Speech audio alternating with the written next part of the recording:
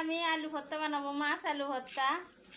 এখানে মাছটা ভাজে নিয়ে বাছিছি, এখানে আলু ভেজে নিছি, এই যে আলুগুলো চাকা করে ভাজেছি। এখানে মরিচ পেঁয়াজ ভেজে নিছি, এখানে আছে মরিচ, শুকনো মরিচ।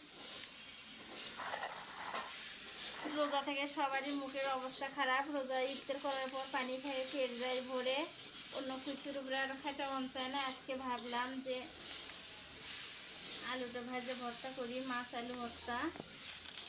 এখানে আগে মরিচটা ডলে নেই, মরিচ ডলা শেষ, এখন আলুটা ডলে নেই, তারপরে মাছটা দিমনি।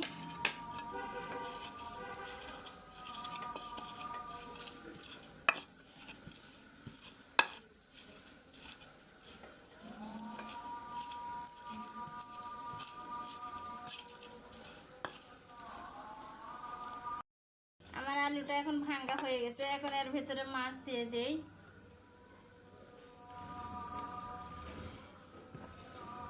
দিয়ে দিলাম পেঁয়াজ কুচি করে ভেজে রাখছিলাম আগে।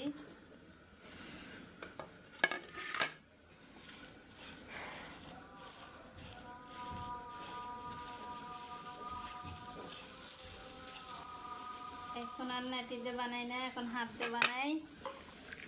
কিছুটা ধনের পাতা দিয়ে দিলাম, মরিচ দিয়ে দিলাম, লবণ দেখে দেই, পরে আবার দেবো না।